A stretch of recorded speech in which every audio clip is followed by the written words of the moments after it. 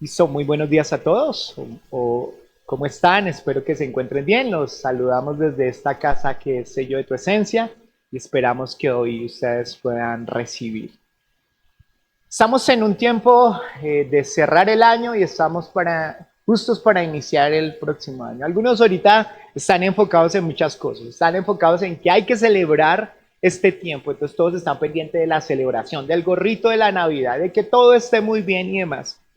Algunos otros que son mucho más estrategas están diciendo y analizando, este año nos fue de esta manera, ahora vamos a apuntarle al próximo año. Y de alguna manera esto es un tiempo es un tiempo lindo para compartir en familia. La palabra Navidad viene de natividad y natividad es nacimiento y allí empezamos nosotros a celebrar el nacimiento de Jesús y lo que implica su nacimiento, de lo que implica el haber venido a esta tierra para salvarnos y es precisamente algo que nosotros debemos celebrar, algo que nosotros debemos compartir con nuestra familia, pero a veces tendemos a tomar estas fiestas como algo diferente. Para algunos este es el tiempo para demostrar que me fue bien durante todo el año. Entonces es el tiempo de coger y todo lo que se hizo el año poderlo gastar en diciembre. Si yo no tengo ropa, qué mal diciembre que yo voy a tener. Si yo no tengo para regalos, qué mal diciembre. Porque pensamos que el sentido de la Navidad es precisamente eso. Pero el sentido de la Navidad no tiene, se aleja un poco de ello. De pronto hemos adoptado pensamientos comerciales y demás. La idea es sí poder dar regalos y poderlo hacer con el corazón, pero a la larga lo que nosotros buscamos es precisamente que podamos disfrutar la Navidad. Amén. Hoy no quiero hablar tanto de ello, vamos a hablar luego de ello, pero sí quiero hablar un poco como cómo usted está programando el próximo año, porque es bueno analizar cómo usted está viviendo este año y cómo le fue, pero también poder mirar cómo abordar el próximo año. Si algo podemos ver en el Padre es que el Padre es organizado y el Padre ha determinado un día, 24 horas de un día. Podemos ver la rotación, la traslación, podemos ver un año que tiene 365 días, porque el Señor funciona a través de ciclos, o al hombre lo ha enseñado a vivir a través de ciclos. Usted lo ve en el libro de Cantares, el libro de Eclesiastés más bien, y el libro de Eclesiastés empieza a hablar de los 28 tiempos, tiempo para vivir, tiempo para morir, tiempo para trabajar, porque Dios es muy sabio. Ahora, lo que nosotros deberíamos preguntarnos es, bueno, ¿cuál es el tiempo que yo estoy viviendo? ¿Qué estoy haciendo? ¿Cómo estoy viviendo mi vida? ¿Cómo está mi vida en mi pareja? ¿Cómo está mi vida con mi familia? ¿Cómo está mi vida en mi trabajo? ¿Cómo está mi vida intelectualmente hablando? ¿Me estoy preparando como tal? ¿Cómo está mi vida espiritual? Y allí deberíamos ver que necesitamos proyectarnos para con él. Entonces usted puede ver ahorita en las redes que todos están tratando de mostrar cómo organizar su año, qué debe hacer y demás. Y yo quiero leerles de alguien que precisamente se destaca por su liderazgo y por su capacidad para liderar, su capacidad para enfrentar la adversidad y su capacidad para hacer algo que se veía imposible, lo hizo posible a través de Dios. Y quiero precisamente hablarles de alguien que cuando se hablan de los libros de liderazgo en la Biblia, generalmente se va a este hombre, porque este es un hombre que habla precisamente de liderazgo, y es precisamente de Nehemías. Aquí vamos a ver a un Nehemías que tiene un problema, una situación, y cómo Nehemías empieza a buscar una solución a ese problema y cómo Dios lo respalda, lo llama, lo bendice y finalmente se cumple ese propósito. Y quiero que leamos Nehemías capítulo 1 y dice, estas son las memorias de Nehemías, hijo de Acalías. A fines del otoño, en el mes de Quisleu, del año 20 del reinado del rey Artajerjes, me encontraba en la fortaleza de Susa. Ananí, uno de mis hermanos, vino a visitarme con algunos hombres que acababan de llegar de Judá. Les pregunté por los judíos que habían regresado del cautiverio y sobre la situación en Jerusalén. Me dijeron, las cosas no andan bien. Los que regresaron a la provincia de Judá tienen grandes dificultades y viven en desgracia. La muralla de Jerusalén fue derribada y las puertas fueron consumidas por el fuego. Amén. Aquí vemos a un hombre que tiene una carga. Nehemías está trabajando como copero ante un hombre llamado Artajerjes. Artajerjes se reconoce como un rey sanguinario, como un hombre muy malo. Pero por cosas de Dios, Dios lo lleva a trabajar con este hombre que es muy malo como tal. Nehemías vienen a visitarlo. Cuando vienen a visitarlo, viene su hermano Anaí. Y entonces su hermano se sienta con él y le dice: bueno, hermano, ¿qué pasa? ¿Cómo está la vaina? ¿Cómo está mi lugar? ¿Cómo está Jerusalén? ¿De dónde es de dónde es mi familia? ¿De dónde es mi pueblo? ¿Cómo están? Y entonces él empieza a dar malas noticias y le dice: no, hermano, las cosas no andan muy bien. ¿Pero qué pasó? No, las puertas de Jerusalén fueron quemadas y las murallas que rodeaban a Jerusalén están todas destruidas. Y entonces él empieza a entrar en un grado de angustia. ¿Por qué? Porque él sabía que el hecho de que las murallas como tal estuvieran caídas representaba que su pueblo estaba desprotegido, pero representaba también que ese pueblo estaba desprotegido, que no estaba cuidado, pero también empezaban a hablar mal de ese Dios. O sea, empezaban a hablar mal ¿quién es el Dios que protege a Jerusalén? ¿Quién es el que va a protegerlos a ellos y a cuidarlos? Y entonces él empieza a ver eso. Por un lado están hablando mal de mi Dios, por el otro lado somos una nación que es fácil dominar para otros, pero por el otro lado es también la gente, mi pueblo, lo que está sucediendo con mi pueblo, y a él le duele. Digámoslo así, que el pueblo del Señor había sido llevado a cautiverio por Babilonia hace muchos tiempos atrás, causado por su rebeldía. Profetas Dios les había enviado y les había dicho: ustedes deben arrepentirse o si no los entregaré a naciones para que traigan un juicio sobre ustedes. Y aquí podemos ver que pasan muchos años y Nehemías se da cuenta de eso. De Babilonia viene un rey Ciro que, después de haberse llevado de cautiverio a todas estas personas, muchos de ellos empezaron a volver a través del rey Ciro y empezaron a tratar de reconstruir el templo y demás. Pero eso fue un chicharrón, tratar de restablecer el templo. ¿Por qué? Porque cuando iban a hacer el templo, muchas personas quisieron, bueno, vamos a hacer el templo y demás, pero algunos estaban más preocupados porque les fuera bien a ellos, y no por tanto por la obra de Dios. Entonces tuvieron que pasar muchísimas cosas para que el templo se pudiera volver a construir. Pero aquí, cuando Nehemías llega, a Nehemías le duele lo que está sucediendo. Y creo que hay algo que me encanta aquí en Nehemías, es que Dios colocó en él un dolor. ¿Colocó en él qué? Un dolor. Y ese dolor que él puso, o el Señor pone en Nehemías, es lo que Dios usa para traer una transformación, para traer cambios. Amén.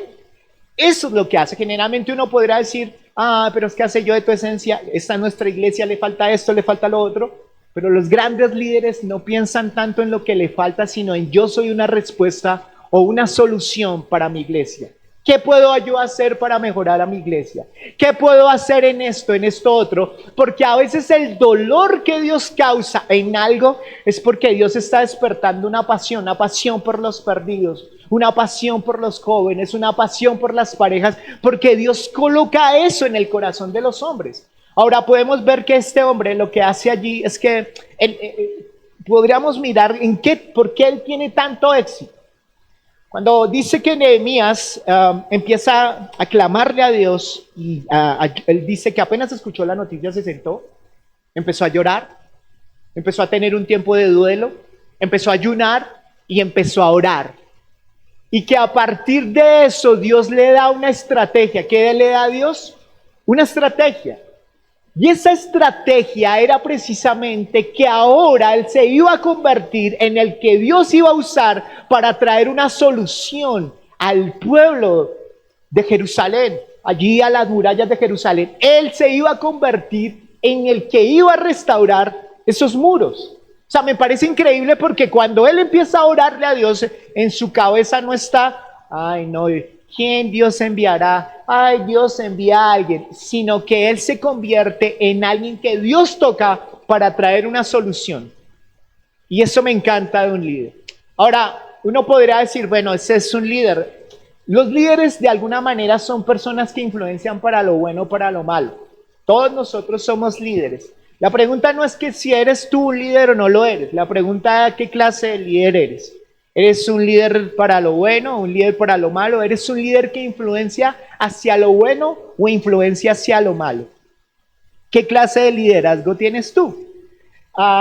Entonces hay algo que el Señor allí nos empieza a mostrar, y es que Nehemías tiene un secreto que a veces para nosotros es tonto. Pero Nehemías, en lugar de ver el problema y la situación, empezar a mirar en los libros de la época cómo buscar una solución, en sus amigos que posiblemente le podrían ayudar, posiblemente hubiera buscado en la historia a ver cómo restaurar muros en una ciudad. Hubiera podido preguntarle a alguien que trabajara en la rusa o a alguien que hubiera sido muy bueno levantando muros o algo así, pero no hace nada de eso. Él tampoco está buscando como que alguien lo motive para poder hacer el muro, sino hay algo que Nehemías hace que marca la diferencia, y es que Nehemías ora. ¿Nehemías qué? Ora. Un líder espiritual entiende que para que tenga éxito su vida en todo lo que hace, el líder ora. Si hay algo que tú tienes que resolver ahora mismo para las estrategias que tienes para el próximo año y para lo que Dios quiere desarrollar en tu vida, es que no puede ser concebido nada de eso si no es por la oración. La oración para un líder es lo que determina el éxito o el fracaso. Para Nehemías era supremamente importante lo que estaba pasando allí con él. En cuanto a cuando él oraba, él empezaba a reflejar que lo que había en su intimidad o lo que estaba en privado se reflejaba en público.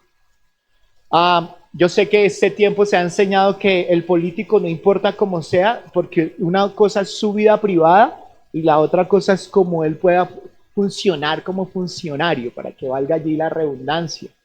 Pero para nosotros los hijos de Dios, lo que nosotros representamos como tal tiene que tener una congruencia. Por eso cuando un pastor la embarra y demás, todo el mundo le cae a su ética, a su moral y demás. Porque nosotros deberíamos comprender que todo lo que nosotros hacemos en secreto se empieza a reflejar en público, y lo que hace que empiece a haber un cambio hacia afuera es precisamente que Nehemías era un hombre de oración, un hombre que oraba, un hombre que clamaba. Eso es lo que va a marcar tu vida. Entonces, lo primero que quiero que entiendan es que para poder nosotros concebir algo, es que Dios siempre nos va a llamar a orar. Siempre Dios nos va a llamar ¿a qué? A orar. Todo avivamiento que se realizó, todo avivamiento que se llegó a realizar, siempre nació en la oración. Un avivamiento para tu propia vida y tú dices, yo estoy seco espiritualmente, se levanta en oración. O sea, yo no puedo omitir la oración y que alguien venga y me ore y alguien venga y me toque. Claro, alguien puede influenciarme, pero quien puede traer esa transformación es precisamente cuando tú empiezas a desatar oración sobre tu vida y un líder reconoce que necesita orar. Nehemías tiene que enfrentar una serie de circunstancias, una serie de personas que se convirtieron en enemigos de él para no hacer la obra. Pero todas esas situaciones difíciles Nehemías las llevaba a orar. Nehemías las llevaba ¿a qué? A orar. Eso es lo que hace. La palabra Nehemías significa el Señor es mi consuelo. ¿El Señor es qué? Mi consuelo. O sea, si hay algo que Nehemías comprendía era que las situaciones difíciles y lo complicado era cuando él tenía relación con Dios, oraba con Dios, era lo que le daba descanso, paz y descanso para poder enfrentar las situaciones difíciles. Eso es lo que hace Nehemías. Ahora, cuando uno empieza a hablar de la oración hay una serie de problemas. Generalmente pasa el que ya, pastor, yo ya esa me la sé. Yo ya sé orar y yo ya tengo mi vida de oración. Algunos dicen, ay, a mí no me hablen de la oración, que qué mamera la oración. Porque satanizamos de alguna manera la oración y la vemos como la tía gorda del cristianismo, la tía gorda que nos incomoda. Ay, no, ay, ya van a hablar de la gorda esa. Y eso no es solamente que nosotros lo vemos de esa manera. Dícese que para algunos la oración es la cenicienta de la iglesia. ¿Es la qué? La cenicienta de la iglesia. La cenicienta de la iglesia. ¿Y quién lo dijo? Lo dijo un predicador se llamó Leonard Ravenhill y decía de esta manera de la oración. Dice, la cenicienta de la iglesia es la oración. Está creada del Señor, está despreciada y desechada, porque no se adorna con las joyas del intelectualismo, ni las brillantes sedas de la filosofía, ni con la impresionante tiara de la psicología. Lleva los delantales de la honesta sinceridad y humildad. No teme arrodillarse. El defecto de la oración, humanamente hablando, es que no se apoya en la eficiencia mental. Bueno, aquí me está diciendo que la cenicienta de la iglesia es la oración. Entendiendo ese cuento de que habla de que la cenicienta es la menospreciada y es a la que mandan a todo lado y no impresiona a nadie. Entonces no me impresiona orar. ¿Por qué no me impresiona? Porque es la que todo el mundo habla, que hay que orar por esto, que hay que orar por lo otro, que hay que orar para que me vaya bien, que hay que orar por los hijos, que hay que orar. Y ya se nos convierte en un cuento, ay, qué mamera que me estén hablando de oración, porque para nosotros concibimos que es una cenicienta, es que mamera. No, no me impresionas, oración, no me impresionas. No me impresionas con tu belleza, con tu hermosura, no me impresionas. Y por eso en esta mañana, si hay algo que Nehemías tenía, era que era un hombre de oración. Y si hay algo que Dios quiere es que no veamos a la oración como la cenicienta de la iglesia, sino como una respuesta para una vida espiritual y para alcanzar los propósitos de Dios. Amén. Ahora, la pregunta es, ¿por qué no oramos? No sé si a usted le ha pasado. Generalmente usted va a escribir va a hacer una fiesta, una reunión en algo y tiene que hacer una lista. Generalmente usted va a poner a los más importantes. Generalmente usted va a poner a estos que son más importantes, más allegados para usted y generalmente están en esa primera lista. Usted siempre los tiene allí de una. Nosotros no oramos porque sencillamente no estamos tan convencidos de que Dios sea lo primero en nuestras vidas. Porque si Dios fuera lo primero en nuestras vidas, Él sería nuestra primera respuesta. Por eso algunos dicen que el maduro cristiano, una persona que Dios usa fuertemente, es que cuando la persona tiene una necesidad, lo primero que piensa es en orar. No hay pensamiento de le voy a decir a mi compadre, le voy a decir a mi comadre, le voy a decir a mi esposo, le voy a decir a mi esposa, le voy a mirar a ver en qué me distraigo, sino que su reacción natural es orar. Cuando uno ve a Nehemías con tremendo chicharrón de tener que enfrentar y levantar un muro y que Dios hace que el corazón de Atarjejes antes le dé dinero, le da una comisión y una serie de cosas de autoridad y uno dice, pero ¿cómo ese rey tan malo le da toda una provisión a Nehemías para ir a levantar unos muros? Porque todo lo que hizo Nehemías fue en la oración. ¿Fue en dónde? En la oración. Pero cuando viene la situación y el chicharrón y Nehemías se pone a llorar ahí con su hermano, lo primero que él dice es, hay que orar. ¿Hay que qué? Orar. Tú y yo no oramos porque para nosotros no es una convicción tan fuerte Dios. Tú y yo no oramos porque a la larga no le creemos a Dios. Y ese era algo que pasaba con sus discípulos. Cuando vienen y le dicen, están todos reunidos, asustados, paniqueados allí porque Jesús estaba muerto y demás y lo acababan de matar. No, tremendo, ¿y qué vamos a hacer? Los discípulos todos paniqueados y de repente vienen y les dicen, Jesús resucitó. Ay, hermano, ahora sé que me va a venir con esos chismes, con eso. No es así, eso no es verdad. Hasta que no fueron y hasta que les dijeron y hasta que Tomás tuvo que tocarle la llaga al Señor así, ay, sí, de verdad, ay, sí. Porque Jesús les había dicho que tenían que Él iba a resucitar, pero no le creían. Nosotros no oramos porque creemos a Dios, pero no le creemos a Dios. O sea, tú crees en Jesús que fue, murió por ti, llevó tus pecados, te liberó, te da vida eterna, pero tú no le crees a Dios. Y la falta de oración manifiesta tu falta de fe en Él. Y eso pasaba con los discípulos. Tú y yo no oramos porque no creemos que la oración sea una respuesta. Tú y yo no oramos porque creemos que el poder de Dios, y Dios es muy lindo y todo, pero yo no creo que Dios me pueda responder. Y por eso nosotros no oramos. ¿Qué es entonces la oración? Podríamos decir que la oración es conversar con Dios. La oración es intimar con Dios, hay una intimidad, primero una conversación, luego hay una intimidad con Dios, luego es escuchar a Dios, escucho a Dios. Es relacionarme con Dios para entrar en sus propósitos. Pero no es, para nosotros la oración es la lloradera. La lloradera y la exigencia, Señor, ¿por qué no? Dame esto, dame lo otro. Y es la quejadera, me quejo, pero ¿por qué me hicieron? Pero no sé qué, pero no sé cuándo, pero esa esposa que me dice, pero mira la suegra, mira no sé qué. Y todo es allí la queja. O para otros la oración es la petición, Señor, bendíceme, dame, por favor, dame. Pero está muy alejado de eso. Eso, la queja sí va dentro de la oración, sí. La petición va dentro de la oración, sí, pero es algo mínimo. Porque la oración verdaderamente es conversar con Dios, es tener una intimidad con Dios, es escuchar a Dios para poder entrar en sus propósitos. Amén. Eso es lo que hace la oración. Cuando oramos, entendemos que si tu oración es débil, es porque tu pasión por Dios es débil. O sea, si hay una respuesta a la pasión que tenemos por Dios o a cuánto Dios nos importa, es la oración. Si tu oración es débil, es porque tu imagen que tienes de Dios no es tan fuerte, no es tan grande, es pequeña. O posiblemente porque Dios para ti es grande en algunas áreas, pero en otras áreas no. En tu área financiera Dios es grande porque Dios a ti te bendice, pero cuando tienes que orar por tu familia o por tu carácter, te cuesta porque no has llevado a Dios en esa área de tu vida. No es tan relevante y esa falta de pasión es lo que hace que tu oración sea débil, porque no hay pasión.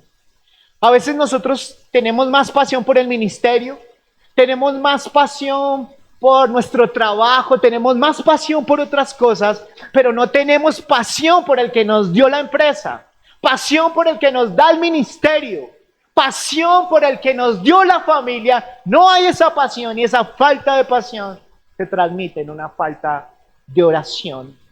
Y esa falta de oración lo que hace es que hayan líderes frustrados y derrotados porque no entienden lo que Nehemías sí entendió, que todo nacía en la oración. Amén. La oración, ¿qué hace la oración?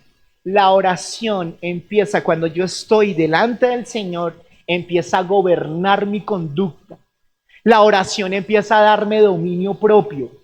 La oración empieza a trabajar en mi carácter. Cuando tú estás zafado y empiezas a contestarle mal a todo el mundo, o andas todo piedro, todo el tiempo todo rabón, ya no dices nada porque el Señor sabe que por tus palabras te condena, entonces tú dices, no, yo no digo nada. Pero si hago una, ya ustedes lo pensaron, hago una cara y llego a cualquier lado y empiezo a cargar a todo el mundo y demás, y yo sé que tengo ese problema en el carácter. Alguno que es zafado, alguno que se le salen cosas y demás. Y alguno a veces que pelea con todo el mundo, eso pelea hasta con la paloma de la paz, o sea, ese rebelión, ¿me entiendes? Con niños chiquitos le busca pelea, ese pelea en todo lado, ese necesita estar en oración, porque cuando estás en oración, Dios empieza a tratar tu carácter. Empieza a tratarte a ti y eso empieza a reflejarse en público, pero la falta de oración empieza a reflejar un carácter no sujetado al Señor. No tienes paciencia, no quiero ya. Y ya, tiene que ser todo ya, pero ¿qué hubo? Pero ya. Andas reacelerado, por no decir recarnal. No, mentiras, pero no andas en el espíritu, no soportas a los otros, no soportas la embarrada de los otros, no soportas nada porque andas en la carne. Entonces lo que hace la oración es que moldea mi carácter, empieza a que la oración lo que hace es que empieza a buscar que yo me parezca cada vez más a Jesús. Eso es lo que hace la oración. La oración generalmente no puede ser el último recurso cuando todo lo demás ha fracasado. La idea es hacerlo primero. ¿No ha visto personas que todo les sale, todo buscan? Cuando una persona se enferma, no, y que hice esto, que hice lo otro, y no sé qué, y vaya a Estados Unidos y mire esto, y no sé qué, y no sé cuándo. Y lo último es, Señor, me tocó orar.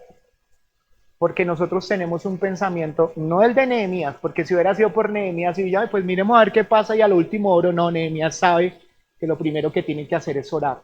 Porque cuando usted entiende eso, comprende cómo debe hacer las cosas. Cuando usted ora y va a emprender algo, usted empieza a orarle al Señor y el Señor le va a empezar a decir, mira, tenga en cuenta esta estrategia, tenga en cuenta esto, tenga en cuenta esto otro, en cuenta, y empieza a darle discernimiento. ¿Qué empieza a darte qué? Discernimiento. Y allí empiezas a decir, claro, por este lado es. Pero nosotros hacemos todo al revés, buscamos amigos, personas y demás, y dejamos de confiar en el Señor. Y luego sí le decimos, Señor, pero mire ese negocio se me fue al piso. ¿Por qué será, Señor? Pero y le echamos la culpa a Dios cuando solamente utilizamos a Dios como Señor, bendice este negocio y nada más. No, y así somos en nuestra vida. En nuestra vida antes, cuando están los sentimientos, primero se enamoran, se enchicharronan allí con esa persona y luego le preguntan al Señor si es o no es. Y después dígale que renuncie a esa persona a ver si va a hacer caso. No lo va a hacer. Porque no está acostumbrado a que la oración debería ser lo primero que lo motiva. Nuestra oración debería llevarnos a tomar decisiones como ¿compro este celular o no lo compro? ¿Compro este vehículo o no lo compro? Señor, guíame frente a eso. Señor, guíame ante el médico que yo voy a ir. Señor, usa ese médico para que por favor pueda encontrar qué es lo que está pasando conmigo. O Señor, dame esa medicina. O sea, deberíamos orar por todo. Jesús, el Dios hecho hombre, tiene que elegir a sus 12 discípulos. Pero dice que antes se mete toda la noche a orar, toda la noche. Se no alcanza ni 5 minutos orando porque ya se quiere salir. Algunos ahí a la intercesión y ya va a la prédica. Imagínense toda la noche. O sea, Jesús siempre consultaba al Padre lo que iba a hacer. Y ora. Nosotros no somos así. Y pensamos, no, eso es para mi mujer, que es la que ora. No, todos oramos. Personalmente a mi esposa le gusta más orar que a mí. Ella lleva mucho tiempo, pero yo no puedo decir. Y hubo un tiempo donde pasó eso. Yo decía, ella es la que ora. Yo, pues que ella ore por mí. Yo oro ahí 5 minutos y ya. Y Dios me empieza a quitar. No. Cada uno de nosotros dará cuenta de su relación íntima con Dios.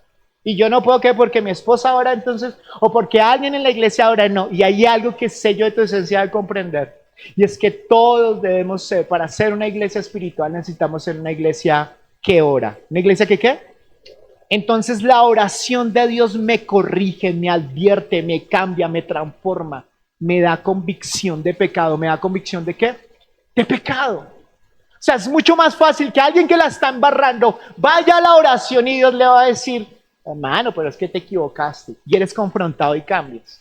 A que dejes de exponerte a la oración y pases mucho tiempo y sigas pecando y se te siga endureciendo el corazón, porque cuando estás en oración lo que hace el Señor es que da una convicción. Pero no solamente una convicción de pecado, sino una convicción de que eres hijo de Dios. ¿Una convicción de qué?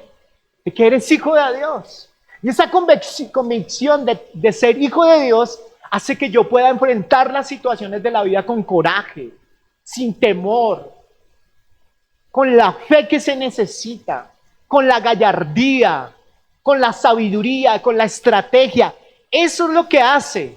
Pero cuando una persona deja de estar en la presencia del Señor, se le olvida quién es y empieza a cometer estupideces, como que empieza a mendigar amor, se empieza a enamorar de cualquier falda que ve o cualquier persona que ve allí, empieza a meterse en cualquier negocio porque hay que hacer algo y Dios mío, hay que entrar, entró en pánico porque no sabe quién es, entonces no ora.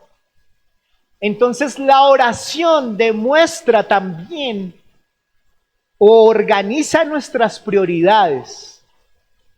Si tú andas con una vida muy desorganizada, te puedo mostrar que no oras, porque lo que causa la oración es que trae una organización sobre tus prioridades. Amén. Y entonces no empiezas con pensamientos de tratar de quitar ciertas cosas que son primordiales para ti, porque lo tienes claro. Entonces, nuestro impulso primario debería ser eso. Entonces, la ausencia de oración, ¿qué me está comunicando? ¿Qué me está diciendo mi vida que está fuera de oración? La ausencia de oración me está diciendo que tú no tienes tiempo. Pero la verdad es que no tienes tiempo para Dios. ¿Que no tienes tiempo para qué? Generalmente uno pregunta, ¿y por qué no oro? No, es que no tengo tiempo. No, no. Hablemos sinceramente. No tienes tiempo para Dios. Llame las cosas como son. No, pero pastor, no, no. No tienes tiempo para Dios. Porque tienes una agenda muy ocupada, pero para todos tienes tiempo, pero no tienes tiempo para Dios. Entonces no te importa Dios. Como dices ser en otras cosas, no te importa. Esas verdades nos ayudan a tomar decisiones para cambiar. Entonces, no puede ser que a mí no me importe Dios y que yo no le quiera sacar tiempo a Dios. Yo no quiero sacarle tiempo al devocional, yo no quiero sacarle tiempo a tener intimidad con Dios. Yo soy el que no tengo tiempo. Pero ¿por qué si tienes tiempo, por ejemplo, para comer? Porque tienes tiempo para echarle gasolina a la motocicleta para que te funcione. ¿Cómo tienes tiempo para leer un libro? ¿O cómo tienes tiempo, aún peor, para pasar 2 horas viendo solamente Reel, viendo videos cortos y demás? David Wilkerson decía, si hay algo que en el cielo o en el infierno Dios nos va a mostrar, es que estos dispositivos nos van a mostrar que sí tuvimos tiempo para orar, pero que no lo quisimos hacer. Eso es lo que nos revela. Lo que comunicamos es que yo lo puedo hacer sin ti. Una vida de oración me está diciendo, yo lo puedo hacer sin ti, Señor. Gracias por lo que me toca allí y demás, pero yo esto lo puedo hacer, yo ya esto lo manejo. Y entonces empieza a reflejar una vida autosuficiente, que no necesita de Dios, que puede hacer las cosas a su manera. Pero también me está reflejando que yo soy una persona interesada, porque cuando sí viene una enfermedad, algo grave, ay no, ahí sí la plata no me sirve, mis amigos no me sirven, no, no, no, ven, no, ahora sí, perdóname, hace rato no te busco y demás. Esto no es para tratar de despertar tu carne frente a eso, sino para reconocer que lo necesitamos a Él en todas las áreas de nuestra vida. Porque si hay algo que deberíamos tener en la oración es gratitud. ¿Qué deberíamos tener? Gratitud. Porque cuando tú tienes gratitud empiezas a darte cuenta que todo lo que tú tienes ha sido por Dios y no por tus propias fuerzas. Que Dios te ha llenado de gracia para poder obtener lo que has obtenido. Pero cuando tienes gratitud, miren, una persona sin orar es una persona enojada, una persona con muchos problemas emocionales. Filipenses dice que aquel que ora, que pide al Señor, que ruega y que tiene gratitud es una persona que tiene la paz de Dios que sobrepasa todo entendimiento. Así que si tú andas con amargura y demás, amarguis, pum, pégale ahí al que está a su lado, no mentira, es por su falta de oración. Porque necesita orar. Listo, ahora vamos a ir con fundamentos para comprender un poco lo que pasa con la oración. Lo primero que yo tengo que comprender es que la oración, voy a decir algo duro, y espero que la agarren bien. Proverbios 15:8 dice, el sacrificio de los impíos es abominación a Jehová, mas la oración de los rectos es su gozo. Miren lo que acabo de decir. Que está diciendo acá que la oración de un no creyente para el Señor es una oración de abominación. Mire lo que está diciendo Proverbios 15:8. El sacrificio de los impíos es abominación a Jehová, mas la oración de los rectos es su gozo. Voy a decir algo que es duro. Según lo que me está diciendo acá, es que una persona que no conoce de Dios y que supuestamente ora, Dios no escucha sus oraciones porque son abominación.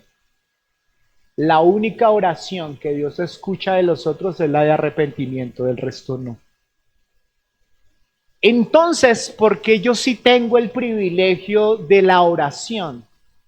Porque la oración, cuando yo he creído en Jesús, cuando he creído en su salvación, cuando he creído en que Él ha tomado mi lugar, automáticamente yo me convierto en hijo. ¿Me convierto en qué? En hijo. Y Él se convierte en mi padre y yo me convierto en qué? En su hijo. Entonces, oración es intimar con el Padre. ¿Por qué? Porque cuando usted va al Padre Nuestro, dice, Padre Nuestro. ¿Qué dice? Padre Nuestro. O sea que la oración es intimidad con Dios. O sea que tú no puedes decirme que tú oras con Dios y no tienes intimidad. Porque para que tengas oración necesitas tener Intimidad. ¿Me hago entender? O sea que si necesitas pedirle a Dios, enséñame a orar, tú necesitas decirle al Señor, Señor, enséñame a tener intimidad contigo. Porque cuando tienes intimidad con el Señor, ¿estás qué? Orando. Amén. O sea, eso tiene que despertarme y hacerme entender, wow, o sea, tengo un privilegio, que Hebreos por allá lo dice, que puedo entrar confiadamente al trono de su gracia. Sí, ¿por quién? ¿Por medio de quién? De Jesús. Y ahora tengo un Padre. O sea, que mi comunicación con Dios se supone o presupone que hay una relación entre el creyente y entre el Padre. Eso es lo que dice. Hebreos 11:6 dice, y sin fe es imposible agradar a Dios porque es necesario que el que se acerca a Dios crea que Él existe y que es remunerador de los que le buscan. Amén.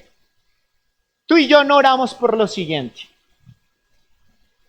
Si hay un dúo dinámico en la Biblia, es la oración y la fe. Tú no oras porque no tienes fe. Porque si hay algo que necesita nuestra fe o nuestra oración, es la fe. ¿Por qué la fe? Porque la fe, miren lo que acaba de decir Hebreos 11:6. Y sin fe es imposible que agradar a Dios. O sea que si mi oración va sin carga de fe, ¿no le agrada a quién? A Dios. Pero miren más, porque allí el versículo nos revela más y dice, y sin fe es imposible agradar a Dios, porque es necesario que el que se acerca a Dios crea que Él existe. O sea, yo necesito tener fe y cuando voy a orar a veces no tengo la fe porque creo que a veces Dios no existe o que Dios no escucha mis oraciones. Y esa fe no le agrada al Señor. Pero ¿qué tiene que tener esa fe? Acercarse a Dios y que crea que Él existe y que es remunerador de los que le buscan. O sea, me está diciendo algo acá. Miren este versículo porque nos está revelando algo. Me está diciendo que si yo busco a Dios, la palabra remunerador es alguien que le da recompensa. ¿Le da qué? Recompensa. Entonces, si vamos a verlo de esta manera. Y sin fe es imposible agradar a Dios. Porque es necesario que el que se acerca a Dios crea que Él existe y que Él es recompensador de los que lo buscan. O sea, me está diciendo, miren la nueva traducción viviente. De hecho, sin fe es imposible agradar a Dios. Todo el que desea acercarse a Dios debe creer que Él existe y que Él recompensa a los que lo buscan con sinceridad. Amén. O sea, si yo voy con la convicción, Señor, tú existes, tú eres real, y tu palabra dice que si yo te busco, tú me vas a recompensar. ¿Por qué? Por una obligación, no por tu misericordia y por tu amor, pero tú dices que va a haber una recompensa. Primero, lo primero que pasa cuando tú tienes una situación difícil y complicada y te metes a orar, te aseguro que lo primero que empieza a darte Dios, ya empiezas a recibir respuesta en que te empieza a dar paz. O sea que aquí lo que me está diciendo el Señor es que si yo creo y me sostengo, yo voy a recibir recompensa del creer, pero mi falta de oración es porque no creo. No tengo la fe suficiente para creer que orar va a tener un efecto, un cambio en mi vida, o en la vida, o en lo que me rodea, o en la situación que está pasando. Hay un problema con la fe, y sin fe es imposible agradar a Dios. Amén. Si ustedes van a ver, hay una relación que el Señor utiliza con la fe todo el tiempo. Juan 14:12 dice, en verdad os digo que el que cree en mí, en las obras que yo hago, él las hará también, y aún mayores que estas hará, porque yo voy al Padre. Se está diciendo, es verdad os digo que el que cree en mí, ¿en quién? En Jesús. Las obras que yo hago, Jesús, él las hará también, y aún mayores. O sea, está diciendo que el que cree en él, o sea, si ven una conexión con la fe para poder hacer que las cosas sucedan. Miren lo que dice Marcos 11:24. Por eso os digo que todas las cosas por las que oréis y pidáis, creed. ¿Qué? Creed que las vas a recibir y serán concebidas. Amén. Entonces hay una relación entre la fe y la oración para recibir. Miren esto, Jesús, llega un momento donde Jesús está diciéndole a Pedro, es difícil lo que pasa allí con Pedro, y le está diciendo, Pedro, Satanás lo pidió a usted. ¿Y cómo así, Jesús? Sí, Satanás lo pidió a usted para zarandearlo. Uy, ¿de verdad? Jesús, no, no me haga pasar por eso. Y el Señor dice, no, no, no. Yo lo que voy a hacer es que voy a orar para que su fe no falte. No, Jesús, vaya y enfrente usted a Satanás, no me meta en ese chicharrón. ¿Cómo me va a poner a mí? Porque la esencia del cristiano es creer.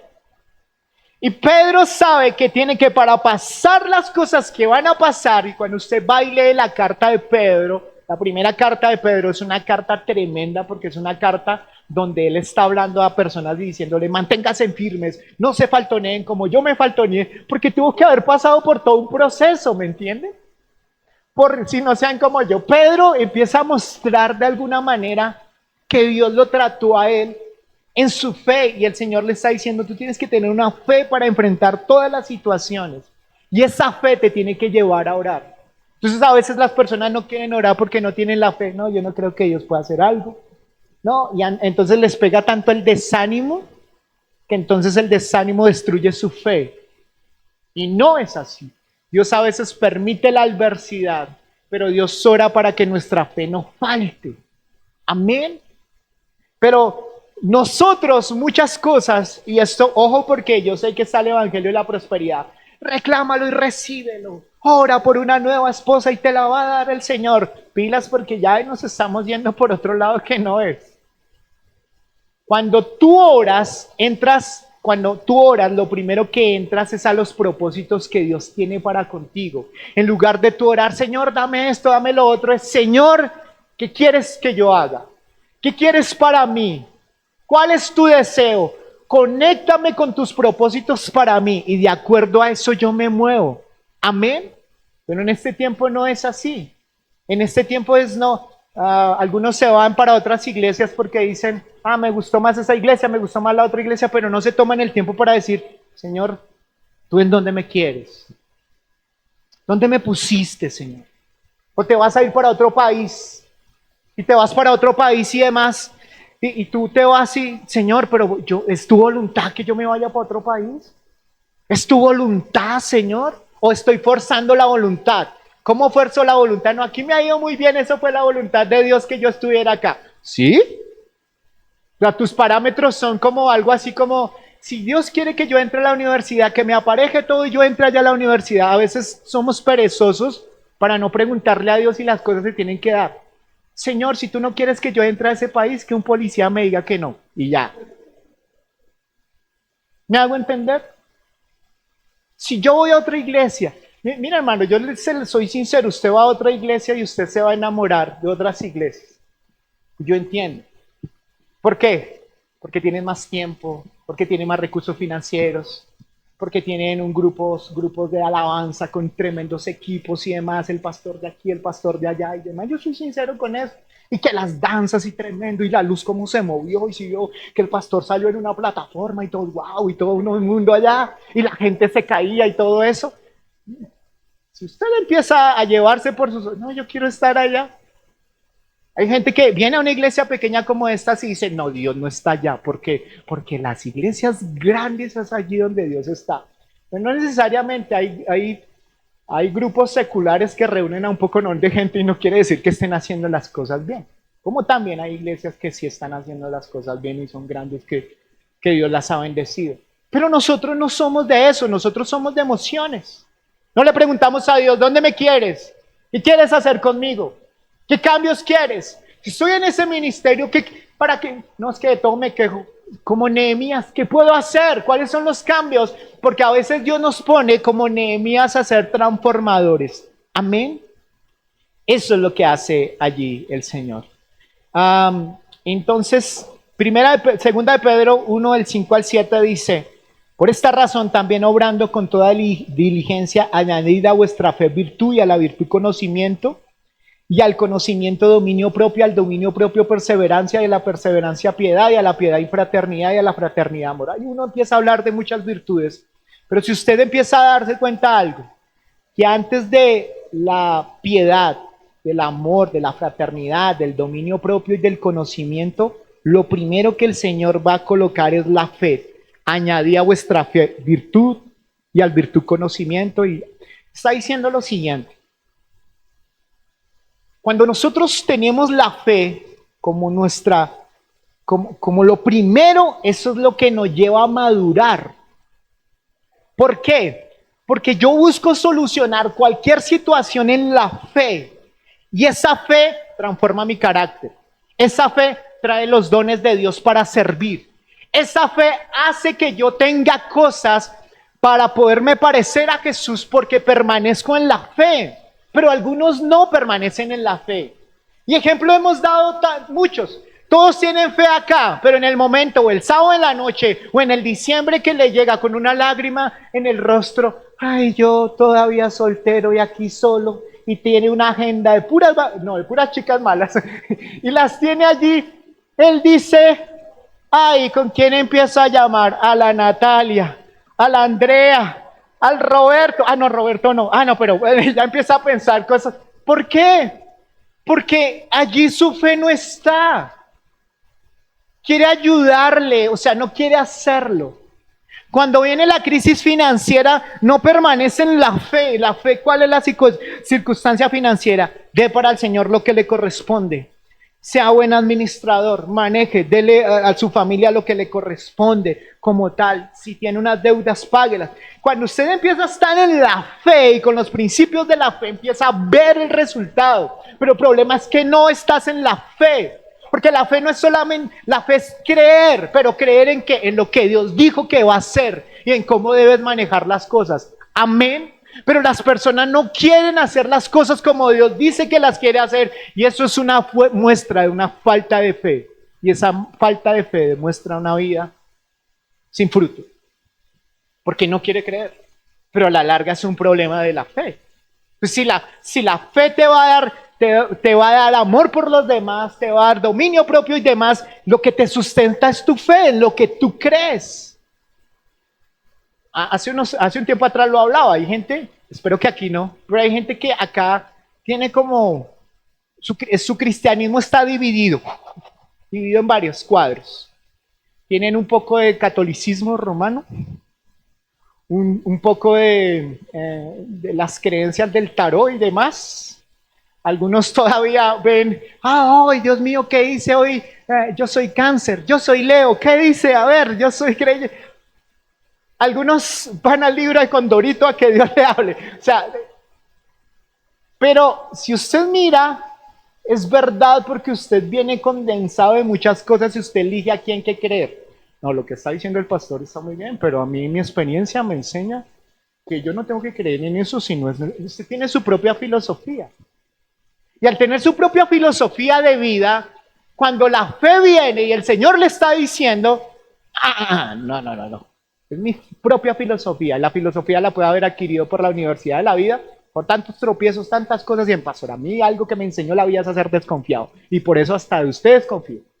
Es así. Pero cuando viene la fe, cuando viene Él, es cambiar las cosas y creerle a Él.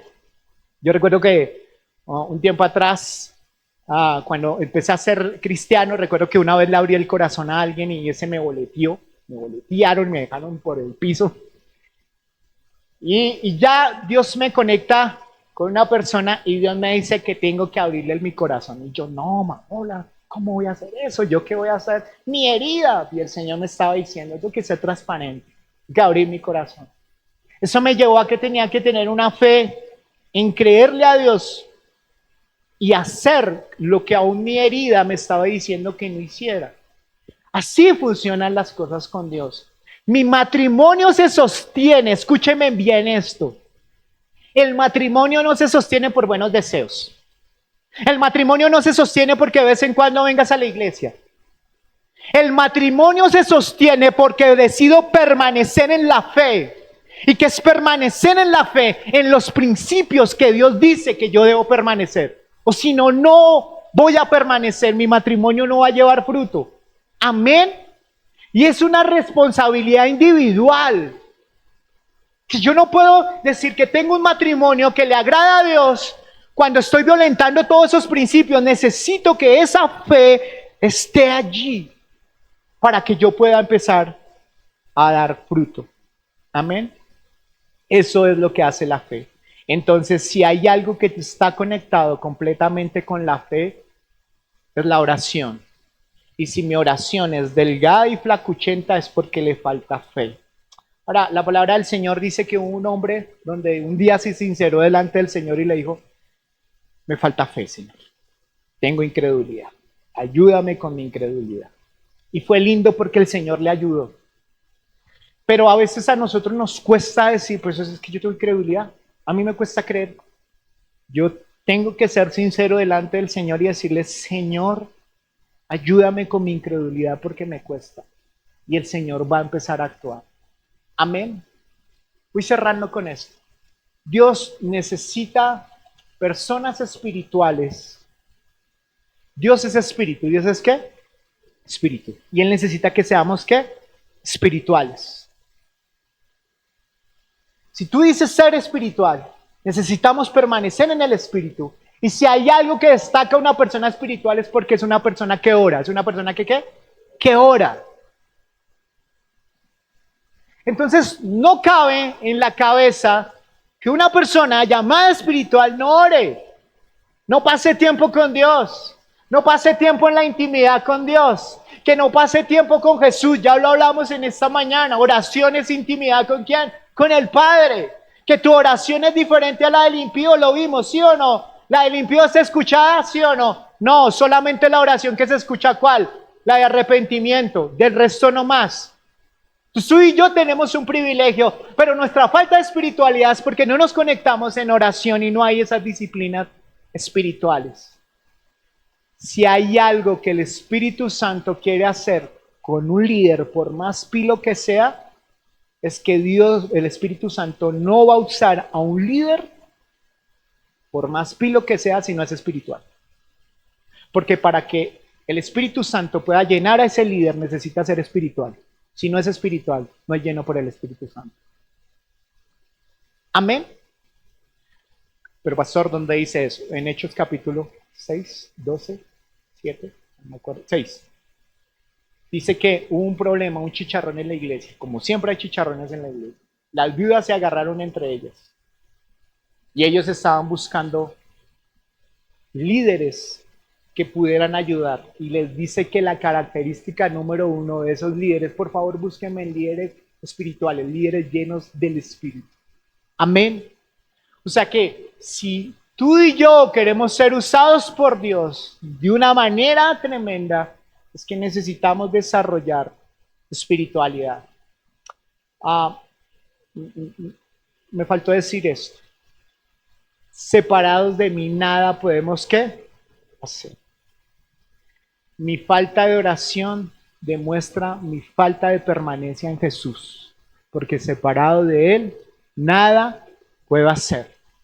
Usted dirá, pero pastor, yo hace rato no oro y ahí el Señor, sí, el Señor tiene misericordia, pero si el Señor lo llamó en esta mañana para que ore, es para que haga algo, que se espabile, para que se despierte. Amén. Quiero que se pongan pie. Queremos agradecerles a todos aquellos que se conectaron hoy con nosotros y espero que hoy puedan ver a la oración no como a la cenicienta de la iglesia, sino como la manera como Dios puede manifestarnos su propósito. Un abrazo, Dios les bendiga, Dios les guarde. Bendiciones.